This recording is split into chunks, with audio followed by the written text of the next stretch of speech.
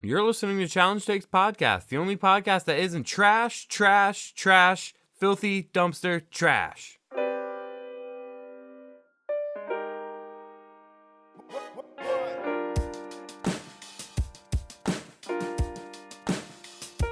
Welcome to Challenge Takes Podcast, the hottest challenge takes on the internet. I'm Joe Puglisi, accompanied by Brian Smith. What's up?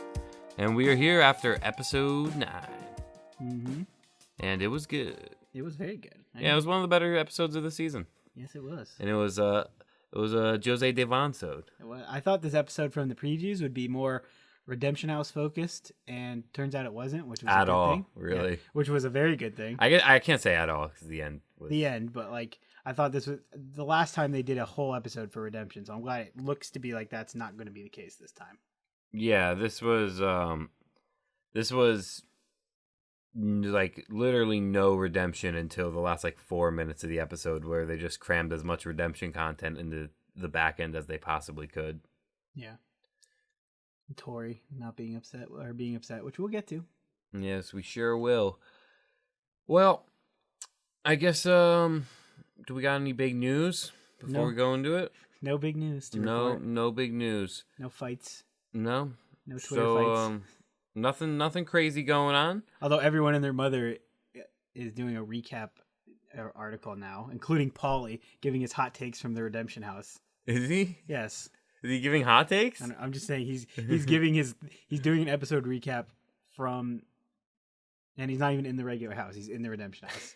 Is he reviewing? So he's reviewing the challenge episode. Yes. It would be way better if he was reviewing the time span that episode would have been taking place of what he was doing in the Redemption House. So just like going over like what happened with him. Like that episode appeared to have been shot during the days of blank and blank, and during that time I was doing he doesn't remember. blank and blank. It's all blur.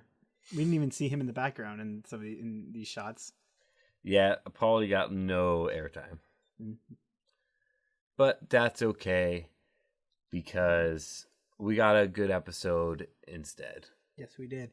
And it starts off with where we left off last week with the winning team celebrating their win. Even though it's not really their win. It's only one team that won the challenge. So... Yeah, you mean it was just the team and they got voted. It was a team group celebration, but really the way this game works, there's only one team that's saved. So they really didn't win. Just Zach and Amanda won. Yep. But I guess if you're friends with them, then you should have been safe. Should have being the operative word. And Zach states here that Amanda wants to take his friends out and he wants to take her friends out. So that's will likely cause some issues down the line, which we already saw later on in the episode. But for now, he wants to just throw votes at Jose and Devon because he felt like they were a garbage team, as he said. Literally, that was his verbiage, throwing votes at this garbage team. He also had other choice verbiage, like the lavender whores. Oh, we'll get to that. That was ridiculous. Well, first of all, it's not their fault for throwing votes at these weak teams. They've tried to get rid of this team how many times now? Yeah, Jose and Devon are just like the team that keeps on kicking.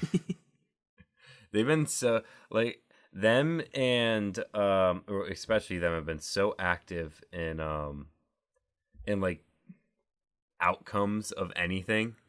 Like they've been in 2 eliminations. They've been voted off. Mm-hmm. They're back in Redemption again. Yeah, they're back in Redemption, and they've pulled a double cross. Yep. So like they're just involved in everything. So I mean, probably more so than any other team, except for maybe Cam and Kaylee, who now have been 1 challenge win, 2 eliminations. Zach and Amanda have 3 challenge wins, but they also don't stir like any drama. Brad and Kyle have 2 challenge wins, but they've like fallen off a cliff in terms of airtime the last like 2 weeks. 3 weeks ago would be the one where Kyle was throwing a hissy fit, right? Episode 6. Both of them were throwing a hissy fit. You know what? I shouldn't have said that because Kyle did hook up with Ashley. Yeah. So that was what he did, but Brad specifically has done nothing in the last 2 weeks. He's been similar to Paulie in that regard. We need more Paulie. Ashley admits, speaking of Kyle, Ashley admits that hooking up with him was a mistake, she thinks, and she's going to focus on the game from this point on. Will she or won't she? Sure thing, Ashley. Not saying that, like, oh, sure thing, you can't avoid the allure of Kyle. Just, like, sure thing, Ashley's not going to get distracted by some sort of, like, nonsense. She's not going to she's not going to go get blasted and, like, totally mess something up. She's not going to get, like, caught up in some sort of argument and just absolutely blow up on somebody. Well, that's on Hunter to get her partner to She's going to have to mitigate that. Although Hunter also has a history of blowing up when he's drunk, so... They just need to not drink. I feel like everyone in that alliance has a history of blowing up when drunk, except for, like, Joss. He's the one sane one. Yeah, but he's just eye candy. That's the way they've. I said in the past that I feel like he's not. There's more. There's got to be more to Joss. He just the way they portray him is just eye candy. He's typecasted. Yeah, exactly. Well, I mean, we will see because Joss has literally seen one elimination, and he stays out of drama. So it's he's one of those guys, like, you can figure out some people by, like, we know everything Davon and Jozea are gonna bring, and we knew that by, like, episode, like, 4. It's gonna take, like, 4 seasons to, like, fully understand, like, the inner workings of Joss, like, because you're gonna have to grab bits and pieces from, like, a little small moments to, like, understand how he's gonna operate. Speaking of Joss, there's we get a club scene, which have been far and few between on this season, to be frank. I think, is this the second one? Might be the second or third one. There hasn't been many. There was the wine scene last week. Yeah, that doesn't count. Yeah. So Hunter doing a little recruiting for the Young Bucks and getting Joss into his group. Is that what happened? That's what I would like to think of it as, because Joss makes perfect sense to be a part of that group. That would be a lot of fun. Now, granted, because of his partnership with Sylvia and the connections are already there for him to be aligned with him anyway, but going forward on future challenges, that'd be a strong ass alliance of Hunter and Joss and Nelson and Corey. Yeah, and that Corey guy. He'd be a nice replacement for Corey. Yeah. Because he can actually run without falling over on his ACL. I hit the desk.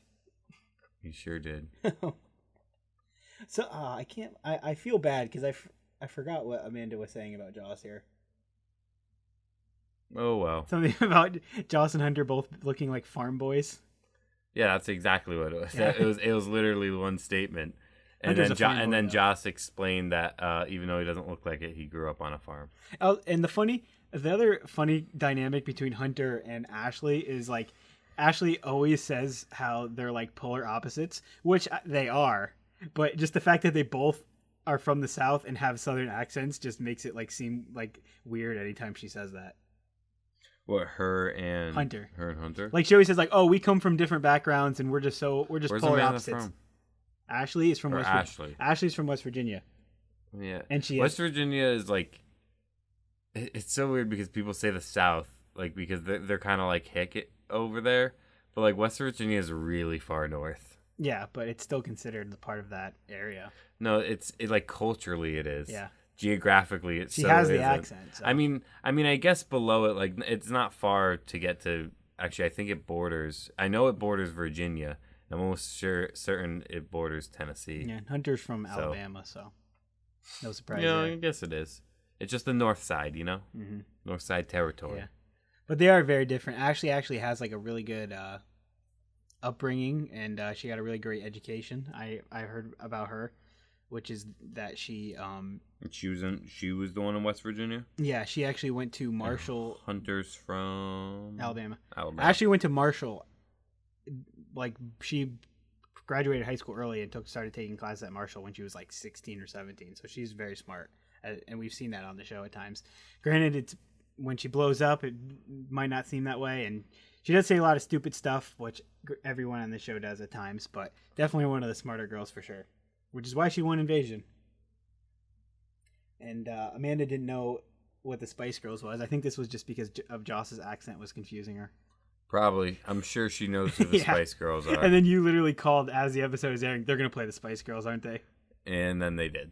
And that's a callback because I believe Tony, before they were the Lavenderlators, Tony referred to those three as the Spice Girls on Invasion. Oh, did he? I remember that. Well, of course you do, because you got the challenge time machine in your head. I do. So I'm not sure if that's what they were thinking about when they said that, but I do remember Tony calling them that.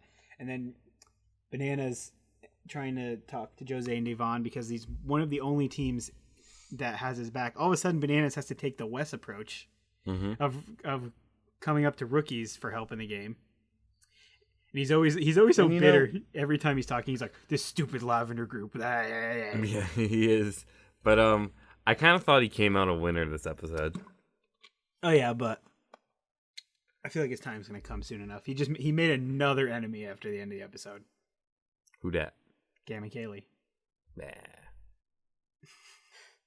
Do you think? I mean, I know Killer Cam literally beats everyone, even though this was pretty much like 80% Kaylee, 20% Cam. And the people in the water, this elimination was like literally 80% them.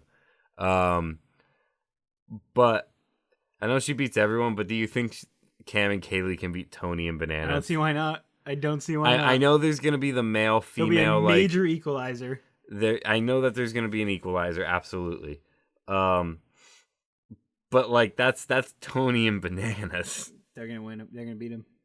I mean, if they do it, I love my boy Tony, but I'm a sucker for upsets. So if that's ever comes that those teams are going, I'm gonna be rooting Cam or Kaylee. Unfortunately, Cam and Kaylee are gonna find themselves in this position possibly again, where they're just gonna get called in again because they're two girls. Even though they've proven that doesn't matter what you are, that they can beat you. Yeah, well, and thus why Cam will slay. Indeed. Marie. Well, Bananas is excited to watch the turmoil brew between the Lavender Ladies already, even though it's still very early in the game, despite being episode 9 already. Yeah, because it's brutal. There's 9 teams still in the main house, and then we have another mercenary. In older seasons, we would be gearing up for the final. Yeah, the last 4 kiddos would have just been told this episode that they're moving house locations, and then they're gonna have and then they had one last challenge to determine the final group, and then they packed their bags and they started the final. TJ told them what to do, and then boom, episode over, and episode 10's the final. That's exactly what episode 9 would have been. Simpler times. 5 years ago.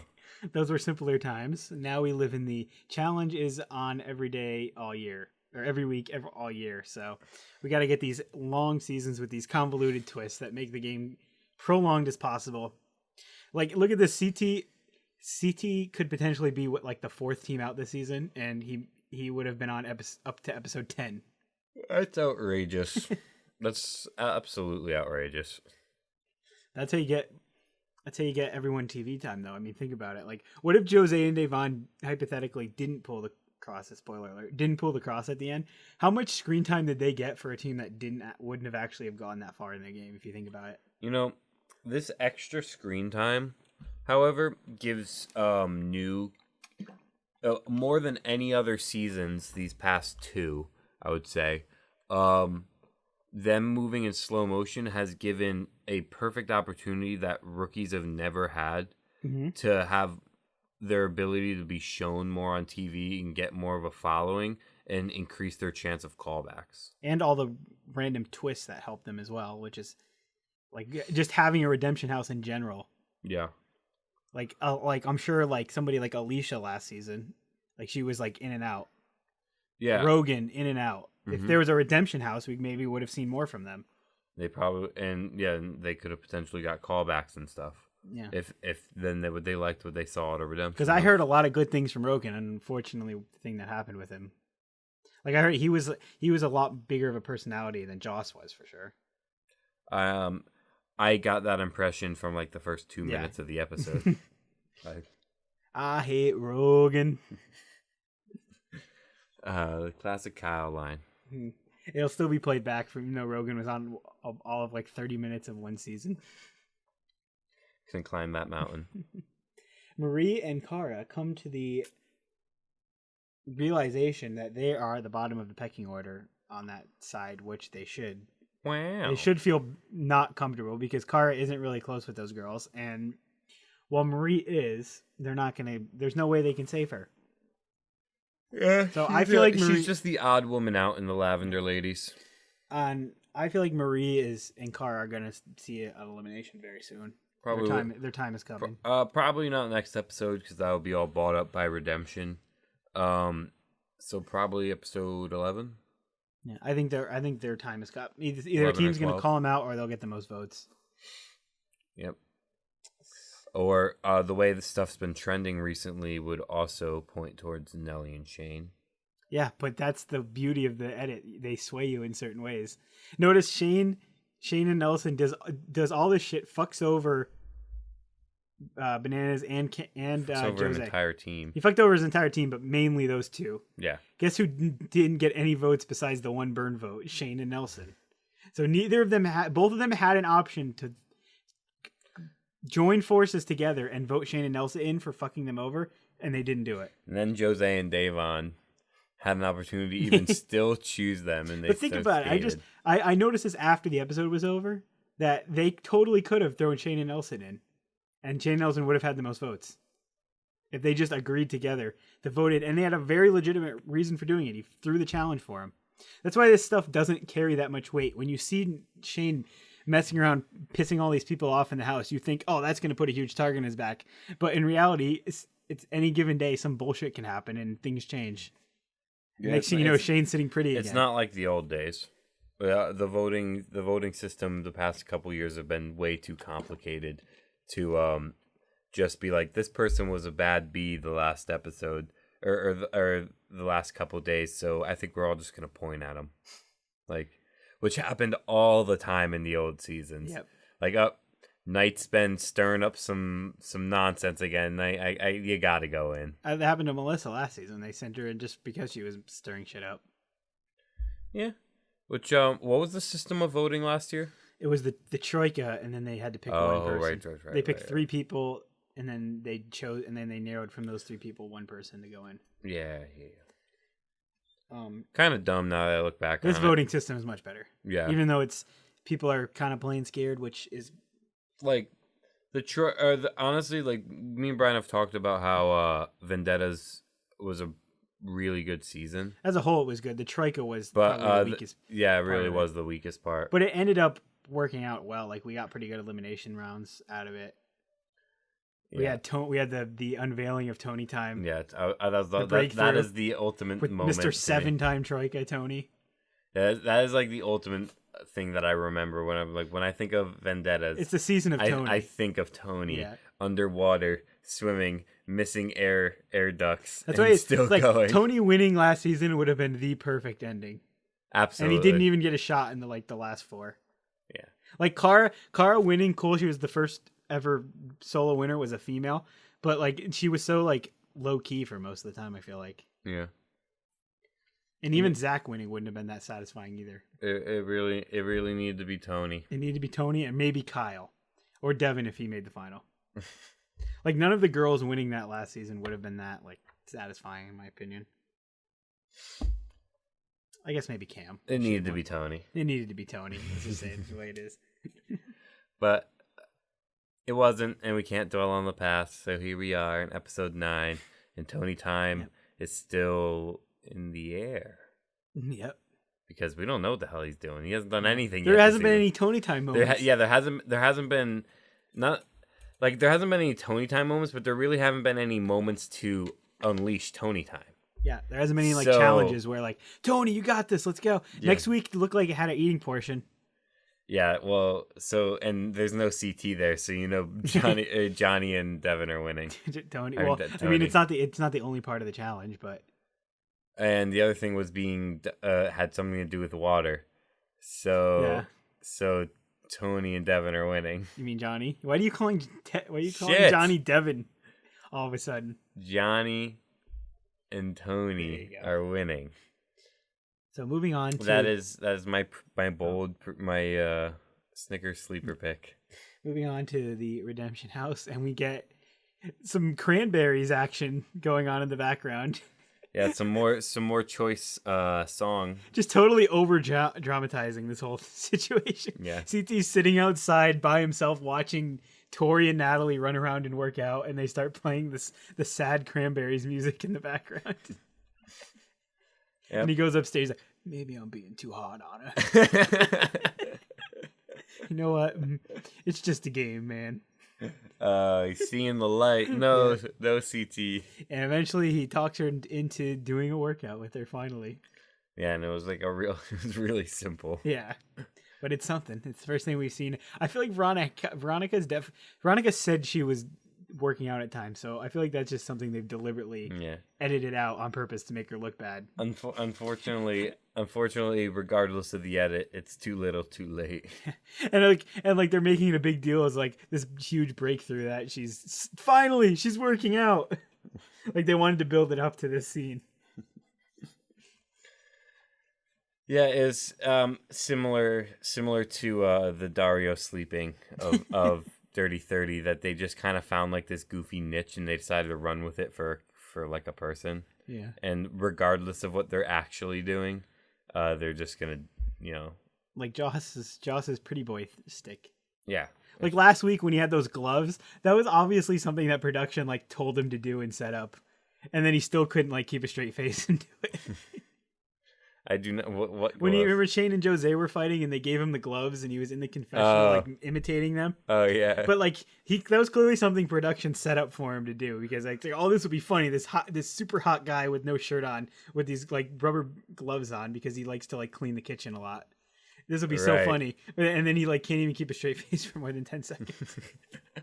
I forgot about that when in Vendettas when he was cleaning the kitchen and all the girls were gawking at him doing it. Those first few episodes of like the Joss glimmering body edits and stuff, and all the girls with their jaws on the floor. That was all Sylvia's edit that whole season, was just looking at Joss. And now this season she's a team with him. So how about that? Hey, that's how you do it. I mean, that wasn't why she landed on this team, but I like to think it is. So Jose announces to Marie and Cara that he's gonna go rogue with his vote. Oh, and he sure did. So all the teams are plotting to do this thing again with the burn votes on each other. What they fail to realize is that there's two teams here that have not agreed to this. Jose and Devon being one of them, Bananas and Tony being the other one. And like I said, if they wanted Shane and Nelson in there, they both could have voted for him. Yeah. And guess what they didn't do? They didn't vote for him. Mm-hmm. Marie was not happy with Shane here.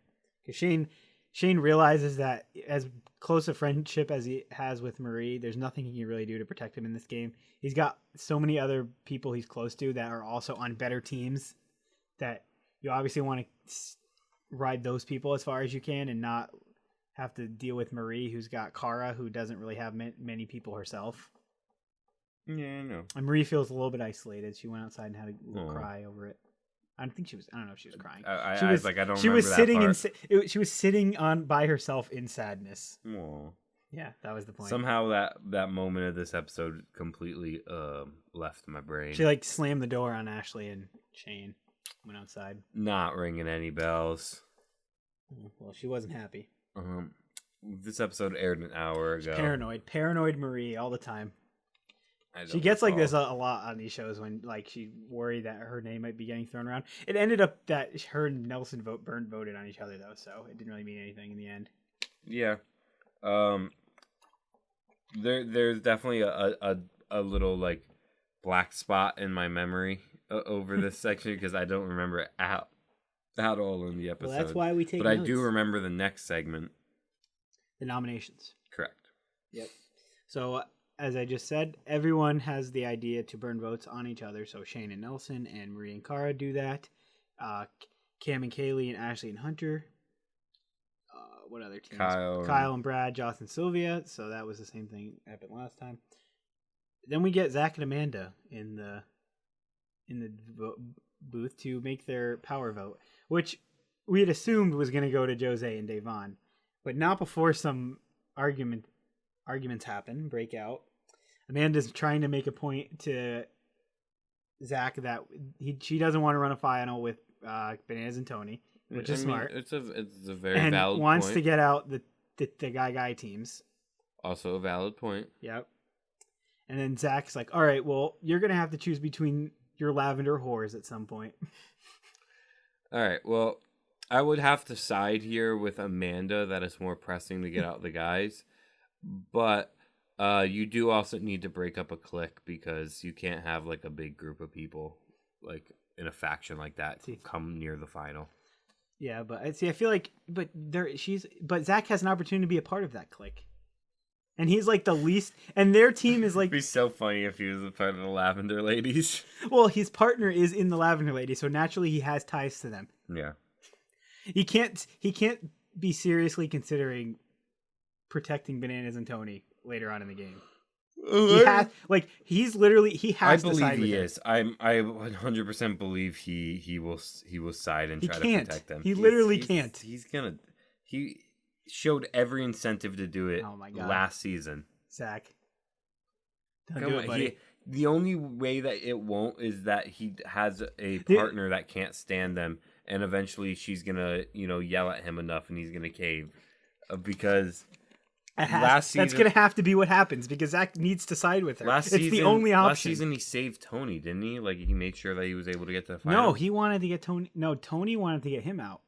But Cara and Kayla convinced him Cara and Kayla outvoted him in the Troika because they wanted Zach to be there in the final for a strong guy, which backfired because the final only had one winner, but Tony was willing to throw Zach into that last elimination last season. Right. Well, that's because Tony Time went completely rogue. But by the tail end of that season, there are no alliances with Tony. But Zach didn't know that. He immediately went and hugged Tony like as if Tony saved him when it was really the girls. Yeah. So maybe that would have been something that if Zach had known that, I don't know if he knows that. Tony doesn't have his back 100%. I mean, if he watches the show, he knows. He might have been. But I think Tony's like Bananas, where he's a smart enough player that he knows when to sever the ties. I feel like Zach is the same way, so he should think at a certain point you're going to have to sever the ties with Bananas and Tony and get them the fuck out of here. Well, hopefully he realizes that. Like ideally, and another thing too is he was trying to say throw Shane and Nelson in because Shane's been problematic, but that's low key a great alliance member to have. Because hear me out on this. If you have number one, Shane and Nelson both great friends with Amanda, and we'll have her back. Number two, it's better. It's always nice when you're in an alliance and you are by far the least problematic and troublesome person. So that means the other person will always have the target for just being a loudmouth. Right. So that's exactly why Shane and Nelson are a good team for them to align with right now. Because they will always have the target before Zach and Amanda. No, that's a really, really, really good idea. I just don't see Shane doing it. Or not Shane. Zach. And that's also why I don't see Zach doing it. And that's also why Amanda threw Cara under the bus here is because she's somebody that she doesn't have ties to and wants to get rid of as well. So it's gonna be interesting because they're a strong team that will probably be in this position again in a few weeks. So they've won like half the challenges so far. So I guess again we will have to see. We will have to see. It was an important conversation because this was what I've thought was going to happen this season, and it hasn't yet because all the random twists prolonging the game has made it easy for them. They're just throwing their votes at Jose and Devon every time. Well, it is what it is. Because challenge contestants are going to be challenge contestants. Yep. And they're just going to attack the weakest person. It's just what they do. It's in their nature. That's what people are. I think people are forgetting how many people are still in the game. Like they're complaining about people playing a scared game and being afraid of certain things, but it's still like early. It's very early in the process. That's what's crazy about it. And most of them are like friends with each other, so they're not going to choose their friend. They're not going to backstab a friend this early in the game. Yeah. When there's so much, and there's a redemption house where that team can come right back. So it's all madness, to be honest. The redemption house and everything, it's making this season so long. So we get to the elimination, and TJ reveals that Bananas and Tony were the only team that didn't get any votes. This is also another reason why I said that Bananas came out this episode looking like a winner. So how did this even manage to happen? He didn't have any burn vote partners, so, and I don't think anyone wants to go against him in an elimination. Although I would contest that they're not as big of a team to fear as you would think, because one, you're going to most likely deal with an equalizer, unless it's Brad and Kyle, which the odds of that happening are slim, because the odds the other would call the other one out are pretty slim. But also, Bananas hasn't. When was the last time Bananas won an elimination? Like, I don't know, Invasion Champions? No. I just threw out a year. Probably Rivals I believe 3. it was when he beat Dario and Nicole on Rivals 3. Wow. And Tony, his record is not particularly strong. He did have the win against Darrell in the Redemption. He did have the win against Dario. But he also has a loss against Shane and Ammo. So I don't think that's as scary a team as they think. And I think they would, like I said, I could see Cam and Kaylee beating them. Why not? Depending on what the game is. It could happen. As I said, I will be. I'll be in the corner of the girls. Gotta love an underdog. And story. I believe I did hot take before the season that a girl team would beat a guy team in an elimination at some point this season. So, well, TBD. I don't think any guy teams have been in the eliminations yet. There's only 3 of them, right? Yeah. So none of them have even ended up in there yet. But anyway, there will be a 4th. Yeah. Anyway, there's a 3-way tie. Wow. For who has the most votes between Jose and Devon, Joss and Sylvia, and Cam and Kaylee. Because Jose and Devon, that was a weird vote for them throwing it at Joss and Sylvia. I don't know what the reasoning for that was, but they said they were going rogue. So yeah, and they did. And then Bananas and Tony's vote for Cam and Kaylee. I feel like they were just trying to throw away a vote themselves, or maybe picking a team they thought they could beat if they happen to have the most votes. And on top of the fact of going rogue here, in Jose and Devon voting for Joss and Sylvia, you would think that when given the ability to, first off, how were they picked of the 3? Zach and Amanda? Zach and Amanda had the power vote, so that was 2. But they were tied. But Zach and Amanda got to choose which one of those. Yeah, so they let Zach and Amanda choose. They immediately choose Jose and the people Devon. that they voted for, right? So you would then think that when Jose was given the choice to choose whoever they wanted, that they would choose the person that they voted for. But no, this man had to go double rogue. Triple rogue. Because Shane and Nelson should have been an option for him to call out as well. Well, no, but I'm saying double rogue because he went rogue by voting Joss and Sylvia instead of voting, I don't know, like Shane and Nelson. And then he went double rogue by not doing the obvious thing, which is vote for the team that you chose to begin with. By just choosing a completely different team. Said, F it, we're going to do it my way. I like how Amanda and Zach are like so happy to be the only team safe. And then when they say like, all right, Jose and Devon, we're going to see who voted for you. And then we're like, oh, it's just going to be us. Here we go. And they just spins the wheel and it's just them with no other teams. But it was a nice twist. They give them the option to pick every team because everyone in this house is a pussy. So everyone was on the table to be voted in. If that's the way they're going to play the game, then I like it. I like that the production came up with this to stop that, and you can tell that they totally came up with it on the fly because because voiceover TJ had to explain the rules of what happens when a tie. At first, is I thought they created. were gonna let Amanda and Zach pick both of it, like just pick a team to like save out of the 3, but that probably would have been way too much power to give them to literally pick both of the teams into the elimination. Yeah. But like, talk about a power vote. They basically got 3 votes because they got the 2 votes to send them in and the tiebreaker. Yeah, they definitely extended their power to their fullest content. And this is where Jose and Avon bust out the trash, filthy dumpster trash. And do you know who that's directed at? Is that directed at Zach or Amanda? I believe Amanda. Because Amanda said like easy, Jose and Devon, and then immediately it was trash. Yeah. Like, it was seconds later. I mean, it's not their fault that Jose and Devon have a lucky stick shoved up their ass and keep coming back whenever they can. Like, it's an easy vote for them. Mm-hmm. But, I mean, Devon didn't sound that seriously. Like, I don't think she has anything personally against Amanda. But anyway. they end up choosing, despite Shane and Nelson being a choice that they definitely wanted, and Jose saying early in the episode that he wants to go against them. Devon leaves all the power in his hands, and he goes with Cam and Kaylee. It's a rogue man. Jose, the title of this episode should have just been Rogue Jose. Yeah, Jose's gone rogue. And Devon's immediately letting it know. He's like, it wasn't my decision. Wasn't my decision. Yeah, they hadn't even... He just threw it out there. There wasn't even... He didn't even, like, at least talk with her and then be like, hey, I want to choose this team. She's like, nah, let's talk about it. I'm going to do this. Like, so, it wasn't even a situation like that. He just like, I think we're ready. Wait, what? It's this team. No. So, in classic Jose fashion, too, he then tells Devon, like, he's like, why don't we go against Shane Nelson? He's like, we'll get them later. Let's get another team out of the way first. So, way too overconfident. And he was so hyped in his, like, in this confessional too, which he had been in, like, hype city for, like, perennial hype city for, like, the last, like, 25 minutes of the show. Was just super excited about everything. So Cam and Kaylee did some pretty quick math here to figure out that Bananas was the team that voted them in. So Bananas now pissing off yet another team in the house. And I like your comment about, it's like, we sent his sex doll home last week. I think he said sex toy. Sex toy.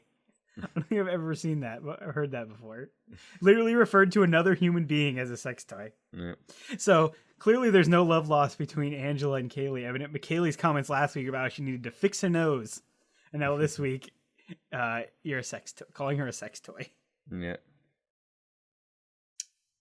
So the elimination looks brutal from the start because it is fucking cold outside. I'd like to know what the exact temperature was. Extremely cold. Everybody was bundled up and shaking. Yeah. And they decided that they're going to do a water challenge, which is obviously intentional. That they decided that tonight's challenge would be the freaking waterboarding challenge. And they know the forecast, Brian. I don't think they knew it would be that cold. There's no way they knew it would be that cold. It's a weather apps. They absolutely knew tonight was going to be that. Maybe they didn't realize that it would take them this long. Because it's only 20 that pieces. That part is true. But this was a really tough challenge under very cold conditions. And to my knowledge, they didn't have any safety requirement in case something broke bad and they were stuck under there and couldn't get out. Like, like maybe a murderous teammate with a major vendetta. Are now you serious? That's awfully extreme. But like, what if something happens that they're not able to get out and they start drowning? Well, I'm sure they have medics standing by that'll. Yeah, sure. And you know what happens when you black out underwater? What? Tell me. You would drown first off. But of course, then you could be pulled out and resuscitated. But when you are no longer breathing, brain cells begin to die, which is permanent damage. So if one of them blacked out underneath there, even if they're in there for 5 seconds before they get yanked out, they have already received permanent damage, albeit minor from if it's 5 seconds. They've received permanent mental damage. Potentially. I'm so tired of these dangerous eliminations. They're absolutely ridiculous. They knew the temperature here. And although you could say, well, we didn't think they were going to go 45 minutes. You have to plan for that. You have to plan for just in case people take a while. This should have been a timed event. Or the puzzle should have been like raised up in the ground so they didn't have to stick their not this outrageously complicated. That was a hard puzzle. Yeah, and like you had to dunk your entire body in the thing to get to the bottom. Like, put it on like a little table in the thing about halfway up. So you just have to dunk like your head in for a few seconds to see it. Because this was way worse than the water torture on the Cutthroat? On Battle of the Seasons. Battle of the Seasons. The Big Easy Camilla infamous moment. Yeah, this was much more. And in that the guy is in complete control of how long he wants to stay underwater. Yeah, because they're on the rope. Yeah, so he pulls himself up and down. Absolutely. But this, you're just free falling. You have to rely on your partner to help you out when you're drowning. This was ridiculous. Brutal. And then in the very beginning when they're like, "Hey, Jose, maybe you should go down," because she's been down there for a while and she was shaking. I sure hope off air they talked about safety signals, like click your heels if you need to come up like immediately. Like if I hope they would, because I hated this elimination. I absolutely hated it, because this was a completely unsafe, and the fact that the challenge seems to be okay with putting their contestants in not just risky situations, but potentially life-threatening situations, and not seeming to like be remorseful at all. They don't through their edits. They act like everything is like willy-nilly. Like they just don't seem to care that. Like, of course, I always go back to the lubed car challenge, but they just through their edit they didn't seem to ever make that seem like it was a bad idea, except for Leroy's fault. But like because that's unavoidable. Yeah, 5 people went to the hospital after that, and they had to reset the challenge because Zach broke the glass, and all of that was hidden. The only thing that was unavoidable was Leroy's lifeless body floating in the water. And in this, I will say they showed like the brutality of it, like where the girls were just outrageously cold. But I'm sure there was safety measures, like comments about safety that were completely left out, because this is just unbelievable that they're allowed to just dunk these people like that, where they potentially couldn't get out. Yep. You need to get raised to get out, which means, as I said, albeit just about the least likely situation of all of these, if you had a vindictive enough teammate, they could purposely be holding you under. You know what? You could. It was set up to where while you were dangling the way you were, you still could like swim up and like capsize yourself. Because Kaylee was there was ways where they were a lot of the time. Kaylee was just doing a full on like dolphin pose. Yeah. What I imagined there was that it was a combination of them being able to do that and their partner not being all the way up and giving them some slack. Yeah. Or being all the way down up. Yeah, being down up. No, you're up. You're down when they're up. Okay. Yeah. That a combination of their partner not being all the way up the ladder and them bending. That's what I imagined. I thought it was I figured it was a bit of both. Yeah. But when you're all the way down, I imagine they can't get out because they can't use their feet at all unless they like wall climb like with their hands. I think that's what Davon did. And I don't think it can get you far enough. Kaylee was I think you run out of like an angle. Your angle runs out. At one point, Kaylee was just sitting there dying, holding on to the thing for dear life because she could barely. He was like shaking so much. This was absolutely ridiculous. The best case, as I said, what they should have done, this should have been a timed event. This should have been 10-minute max. Yeah. On a puzzle. Or maybe they could have done something different too. Maybe have the person pick up puzzle pieces out of the water and like throw them to the partner. Now that is also something that could have been pretty cool. And then they have to climb up. They have to climb up where grab the puzzle pieces, climb up, and they do it up top. Or something like that. Or you dunk the person to get puzzle pieces out one by one, and like the person at the bottom, the puzzle is at the bottom, so you're at the bottom while they're at the top, so you're solving it while they're hanging up. But in order for them to go down and get the pieces, you have to go up. So you can't like solve it while they're collecting. Yeah, there could have been better solutions here. And then the person can get out of the water once all the pieces are collected. Mm-hmm. But this was just ridiculous. I do still feel like if it was... maybe you could have, like, heated the water. Oh, that would have been a good idea. That would have been safe. That would have been fine. We're not talking that this has to be some cozy 70, 80 degree pool, but not, what I assume was probably, like, 40, 50 degree water. And outside when it was probably, like, 40 degrees. Exactly. So... yeah, it was probably outdoor temperature water. And by the way that they were bundled, I'm saying it was I'm gonna say it was anywhere from high 40s or lower. Yeah. And I think that could have literally alleviated this problem just like that, because there's already enough of a fear factor in this elimination of the whole like drowning idea. Yep. That's already there. That I think you need to pick your poison here. Do you want cold water, where it starts putting their bodies into shakes and shock, and then that's where like a mental breakdown stuff is, or do you want to do like a fear of drowning thing? Not both, because this was just mental torture. Well, we spent enough time on it. Cam and Kaylee end up winning by one puzzle piece because neither team could finish, so it just came down to whichever team had the most. You know what challenge would be elimination would be better than both of those eliminations that have been mentioned? The electrocution challenge that never happened.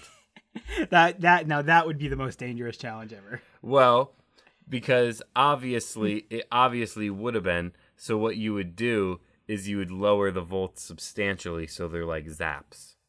And that a challenge where you get zapped would be better than both of those. But the premise of that challenge is literally zapped until you're hurt so much that you have to quit. That is a ridiculous sounding thing. Oh yeah, I forgot the rest of it. I just remember that they get zapped. Exactly. I forgot that they get. You can have zaps fried. and challenges. They've done that before. They had them wear dog collars before. But did they have to bark? No. But it was actually a weird challenge because the goal, it was like a blind maze that you had to walk through, and the closer you got to the finish line, the more you got zapped. So it really like fucked. Shitty. Yeah, so it really like that's fucked so you. shitty. Yeah. And I just remember John A and Nani just like they were so afraid to get zapped that they just didn't move and just stood there and took a 30-minute like time limit penalty. But it's not a final? No, well it was a challenge. I don't know, I shouldn't have said penalty. They just stood there for 30 minutes and didn't move basically because they were too afraid of getting zapped. And then like TJ, take your blindfolds off. Take your blindfolds off. They moved like 5 feet. Camilla beasted that one. I remember. What season is this? It's Rivals 2. Okay. Probably one you haven't watched yet. Camilla beasted that one. I remember Knight and Preston got through it because they literally just were like Knight touched Camilla's back and just like followed her because it was like the guy girl teams would go at the same time. Mm-hmm. The pairs would be like have their arms tied together, so they would have to walk together. So like he would just like hold on to Camilla's back and just like follow her through the thing, and they both like flew through it. and you know, no fear. Like, thanks, Camilla. No fear, Camilla just getting absolutely zapped to death. That sounds about right. Yeah, it was a fun challenge, although it was a really goofy one. Well, so basically, they got tortured for 45 minutes, and this was not. And one team was better at being tortured than the other. Yeah. And can I say this was definitely not a warming van that they were in. No, they were not in a warming van.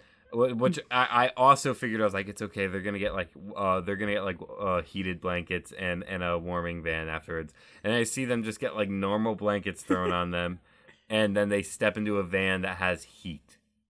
Yeah. Like this was bullshit. They gave them a warming van on X's One at least. How can you be so unprepared?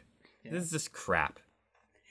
Maybe they completely overestimated the time it would take underestimated the time it would take for these girls to solve this puzzle. That's the only thing. That's exactly what happened. And as I'm saying is that you can't underestimate it. You have to prepare for the worst. You are a publicly traded company, to my knowledge. I don't actually know that, but they're a massive company. They may or may not be publicly traded. You can't do this shit. So, that was later sued and liabilities up the ass. While they're in the van, Cam brings up asks them why they called them out. Takes this opportunity to do so after they've just been as their two teammates are just shaking to death. Yeah, and then Jozea is just an awful liar. Cam and Kay's like, "Did you think it was because you could beat us?" He's like, "No, not really." It's like, Jose, just be honest for once. Jesus Christ, this is exactly what he did on Big Brother too. He's just like. Even when he gets called out for some bullshit, he just refuses to admit that he's wrong or that he's like he won't like just give it up and tell everybody what's going on. Yeah. He's always trying to pretend to be like shady and like think he's like manipulating people when he's not. Yeah, he's Shady Shane. So Jose and Devon, they're off to the Redemption House again. Yep, they got 6 wrong, and Cam and Kaylee got 3 wrong. So ready to greet them was an angry Tori. So this stems from that vote where Shane tried to protect Jose and Devon and get Angela and Faith thrown in. But what happened was, Jose and Devon, Cara and Marie both flipped and voted for different teams, which then made Tori and Derek have the most votes because they had 3 burn votes on them. So that's why Tori is pissed at them. Not because they necessarily voted them in, but just because they went back on their word when she thought she had an alliance with them. And that's what this whole argument was about. I don't remember the specific details of it, but it ends up with Tori running upstairs in disgust because she can't believe the bullshit. Yeah, it was just annoying. They were just trying to explain what happened, like just so people would understand that, hey, if there's ever a tie vote, this happens, and maybe you want to know the politics that are going on in the house. And Tori just took this opportunity to railroad all the important information they might want to know and just have a fight with Cam. Devon. And just be annoying. Go home, Tori. Well, she very likely is. So we get to the quick shot right to the double cross. So very different than the last double cross where they were outside at night, like probably right outside where the elimination is. Now they're right outside the house, and they're in the lawn, and they're all dressed up, and it's daytime. This is the most low budget decision poll in challenge history. I think this was the right move to do it, and maybe the first one they realized like there needs to be some drama with who this decision is going to be because you're saving a team in the game. Mm-hmm. So with this next one, they decided like, all right, we're going to send them back to the house for a little bit after and let them teams politic, which is good for TV. Absolutely the right thing to do here. Yeah. And as we saw from the previews, people are absolutely doing that, like CT, who is politicking his politicking best. Jose. I love it. He is really desperate. He's doing anything he can for $1 million. Even last week when he was like making fun of bananas for like not making fun, but pointing out the fact that politicking isn't a strategy that's going to work for him in the game. Now here he is trying to do the same. He's just trying to politic. But I feel like it's kind of staring us right in the face who this team is going to be that they choose. It's an inevitability, let's be honest. Well, they're going to repay the favor. Indeed they are. Because Paulie and Natalie saved them, and it sounds like Jose and Natalie are good friends. They all are. They're all from same Big Brother season. Yeah, so they're buckaroos to begin with, and now if you weren't already going to save your buckaroos, now you have a reason because they saved you. Yep, and what was I going to say? I lost my train of thought. Something about Paulie and Natalie, and Paulie being awesome, and Paulie had no screen time for the second episode in a row. Neither did Natalie. I can't say Natalie being the worst because she's been invisible for like 5 episodes now. So yeah, which has been pretty sweet. You hate Natalie. She's the worst. Well, Natalie is going to get a shot to come back next week. So, and if she loses, guess what? Still not going home. Still not home. Could you imagine if they lose again? That's 3 elimination losses in one season. Oh, believe me, I can imagine because I think I have a hot take about it. CT and Veronica literally would have gone home without losing in any eliminations. They have lost 3 and would have still been in the game. Oh, I guess who hot take last week that Jose and Devon would lose the elimination and come back immediately in the redemption. Was it you? This guy. So that's still on track to happen. Oh. And I hope it does happen because Jose and Devon coming back. According to a hot take I have today, I think it does. Well, let's move to the sauna. We're here. Officially now in the sauna. Whoa, that was weird. We're here. That was quick. And I think that Jose and Devon win again against Natalie and Paulie. And then on top of that, they will be sent back. And then one of those two teams will pull the double cross again, and they will face off a third time. And honestly, all bets are off there. Honestly, I can see it. It's not outside the realm of possibilities. Yeah. It depends on how many of these redemptions I think there's going to be 3, judging by the episode's timeline. And then maybe towards the end, they'll just do like, they'll cut it at like the redemption, no more redemption at like the last like 5 teams. Exactly. Like so, that's my guess. I got Jose and Davon coming up with the victory in this battle. But honestly, I don't think it matters that much. It's more about the fact that I think these two teams are going to face 3 times, regardless of who wins this one. I think the winning team is going to get sent right back to redemption. Well, there's a purge challenge. So Jose and Davon very easily could win, come back, then immediately lose that purge challenge, and then they're gone back out again. Maybe. That purge challenge is going to be interesting now because there aren't many like layup teams left in the house. Is that the one that is previewed for next week? Yes. Okay. It has eating, has some weird like another thing where you're hanging upside down over water. Right. Yeah, because that's just their thing. That looks like anything could happen. You never know with these things. Yep. What happens if Brad and Kyle fuck up or Shane and Nelson fuck up and they're in redemption? Yeah, that's what's kind of fun about the purge. So here's my hot take. Although it's not that hot, it's medium hot. What was your take? Jose and Davon, it's only episode, they're only not this far into the season, but they have far surpassed not only have they taken the lucky stick that was up the ass of Devin and Cheyenne on Rivals 3, but they have far surpassed that at this point. I don't think so, because Devin and Cheyenne made a final. Let's see how far that lucky stick can bring them. But that lucky stick has now they very easily could have gone home and 2 separate redemptions, and they've managed to survive. And they also got completely bailed out of a situation where they were clearly going to go into an elimination against Angela and Faith because of a random twist that we've never seen before in the challenge. Yeah. Jose and Devin and Cheyenne were just thrown in where it was a 50% chance of them going into the elimination. But wasn't it Cheyenne was always picking the right skulls or something? Yeah. Yeah. He always let Cheyenne do it. Cheyenne was mainly the one picking the white skulls on those, but this is why it's more lucky, because there's so much that needs to go right for them that has. What a stupid elimination! I like picking idea, by the way. Like the skull draw.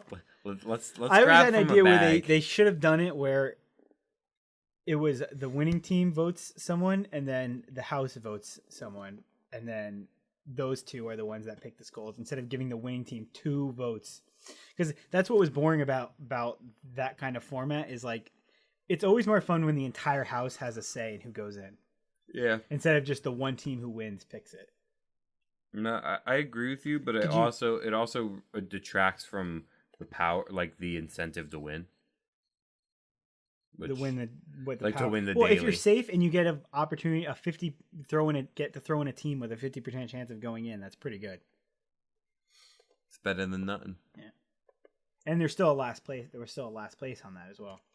All right. So, does that finish your point about Jose and Davon, or you got more to add to that? That was just my point. It's like everything that has gone right has for them to still be in the game at this point. Yeah. Like and like stuff that we've never seen before on the challenge, like this double cross redemption stuff that's purely luck based that they've lucked out on twice now. I think they've had more lucky opportunities than Devin and Cheyenne have, but I don't even think it's mid-season yet, and Devin and Cheyenne made a final. If they can luck their way to like at least 2/3 of the season, I'll say so. Yeah, you know what? That'll be what I say. I say they'll make it to at least the 3rd. They'll make it past the 3rd redemption. Past the okay. So either they go home. Well, they I guess they can't go home on the 3rd redemption because no one goes home on their redemption challenges. And unless that one's the last one, then you would have to go home on it. Yeah. So that maybe they'll go home around that 3rd redemption, but they'll make it that far. Okay. I can see it happening. So let's see. I guess I'll do the bombshell. Not right now. I just mean that I'll use mine. I don't really have like a stupendous one, but let's jump into this one. relating to nothing. Camilla returns sometime before 2021. All right, that's just something you thought of today. It was a Yeah. weird thing to throw out Because there. I was just judging that by that's like 4 more seasons. We did hear that she will be at CT's wedding. CT, if you haven't heard, CT's having a special for his own wedding with his baby mama. Let's see how much airtime Camilla gets.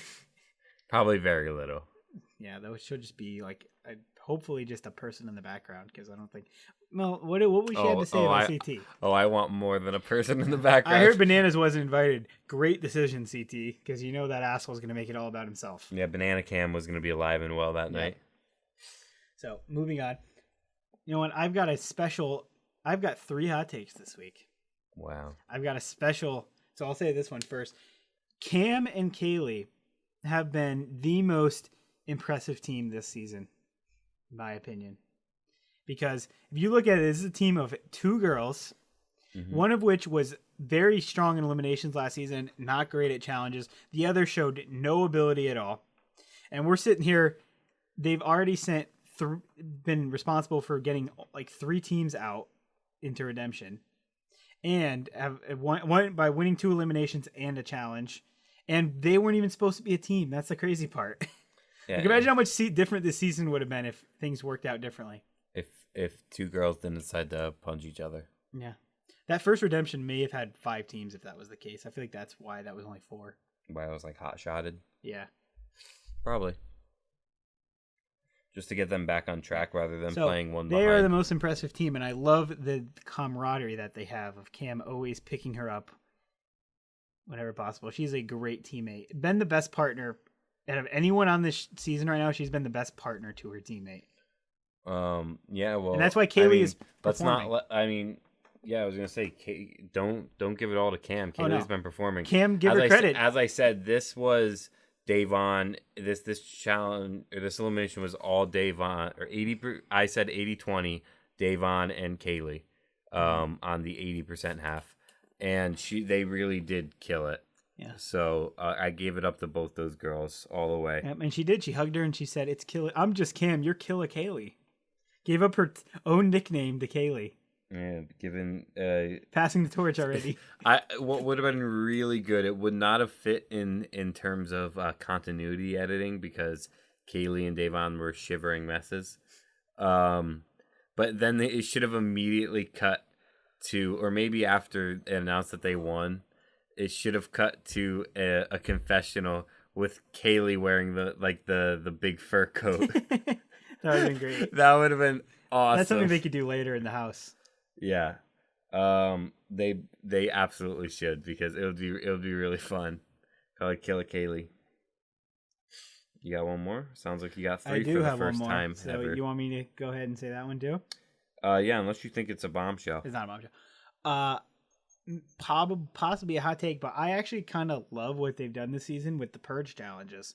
Throwing them in after the redemption is just such a curveball, and I love the fact that the challenges themselves there's no benefit, or there's nothing you get out of. If you're the last place team, then you're just the last place team. It's whatever. You're not into elimination, which is different from what we've seen on most past seasons, where there is something that happens if you come in last.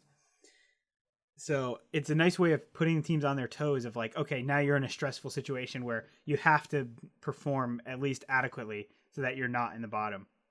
And I feel like eventually a good team's going to fuck up in one of these and go home. I feel like there's going to be another one after this one too. It is interesting because in dailies, every once in a while, a good team does fuck up and come in last. Zach and Amanda came last in the first challenge. Yeah, every once in a while, it just happens. You just mess up. And it is interesting that on all the purge challenges throughout all the many seasons, there hasn't been like one, like I'm sure CT's come in last before. I'm sure he's DQ'd out and like messed something up bad in a daily. That that none of these big people have ever blown it on a purge. That's never actually happened. So I really enjoy them, and I think it's a good way of getting the weaker players out, but also if that's what the ideal goal is to not let like layups skate through, but it's also a way of keeping the strong teams on their toes like at all times. And I think you can easily make a hot take out of this, that just by picking any strong team and saying that they're gonna. You know what? Up. I'll say Brad and Kyle. Fuck it, Brad and Kyle. Except for them because they're perfect. That's what makes it a hot take, doesn't it? I just don't see like I there's certain people that I don't feel like have a capacity to blow up. Like someone like Brad doesn't have the capacity to like just like fuck up that hard. I just feel like all the Lavender teams are going to be around for a while, so I can't see it being any one of them. Yeah, well, I mean, I was thinking that potentially like someone like Shane and Nelly. Obviously, that's definitely. If I had to pick one of those four, it would be Shane and Nelly. I was also thinking Zach and Amanda, and as you said, they already messed up. But I was like, just in general, I think that Zach has the capability to just fuck up good. Yeah, that is true. Zach has had his fair share of botches. Yeah, so. But I'm not going to predict him to lose next week. There's just no way. I can't do it. Yeah, you're such a homer. Well, I also predicted a few weeks ago that they would be the team that gets cut out of the alliance towards the end. Right. So I won't stick with that. I'll say Brad and Kyle. Screw it. Bold. All right. And I think that's gonna do it, folks. So we're gonna be ending on this bombshell here, and we're gonna be saying goodbyes. But before that, I got a big bomb here, and it says that. You know, it's probably not even that hot, let's be honest. That Cam breaks Laurel's elimination record. I believe I did say earlier in the season something along the lines of she would at least tie it, not break it. Now what is that, like 9-0 before she lost to Camilla? Yeah. And with the Purge challenges she's this up to 5-0 right now. I know. And again, with the Purge challenges this season, it's very likely that she goes in without losing. I think 5-0 right now, and she has a chance to be bounced off this season without making the final, without being eliminated. If she makes the final this season with Kaylee as a partner, as a girl team, then like she's like already like elite status. Yeah, sure, be the best girl on the season. Yeah, like that's no, like 2 seasons, 2 she's showing finals. She's level headed. She can. She's a good teammate, which you want if you're in a group pairing on a final. And it's 2 completely different circumstances. Last season, she was the rookie who getting thrown in a lot and came back from eliminations a bunch of times and ended up making the final because of it. Now this season, she's working with a teammate who she's now very friendly with and been an incredibly supportive partner to. Not the partner's obviously not the best, although she did do very well in this specific challenge. So yeah, it's 2 completely different ways of doing it, but it would just show how diverse she is as a character and as a competitor on the show, that there's so many different ways she can beat you, and she's great at all these different things, being a great partner, being great on her own. She'd probably be great on like a team situation as well. Now here's something. Who wins? Cam or Laurel? Oh, Laurel. You think Laurel's gonna be Cam? Yeah. So then who wins? Because Cam has had like, she beat Tori. It wasn't an Ashley. She didn't like dominate either of them. Mm-hmm. I think Laurel like dominates whenever she goes against someone. Like, okay, well then, who wins, Cam or Camilla? Cam. In a physical challenge, I think Cam. Yeah. Depends on what it is. Well, so how Camilla beat Laurel in the rope thing, right? Yeah, I think Camilla so would beat Cam. What would you call that? Strategy and endurance? It was a lot. It was like physical strategy. It was everything. That's why I led that elimination. But TCT kind of broke it. Yeah, God damn it, CT. Yeah, there's only one way to do that challenge. Yeah. Can never be done after breaking. As long as assuming the people did that research. Yeah. It is a broken challenge. It's dead. They needed to bust a chainsaw out. Damn it, CT. But yeah, I guess that's gonna do it. It was fun. Pretty long episode we got here. We got an hour and 10 minutes. We spent a lot of time ranting about that. Yeah, I went in on that. Yeah, a lot to say. I'm just tired of that bullshit. But that's gonna do it, folks. Have a great day or night. Yeah, whenever you're listening. It's been Coolio.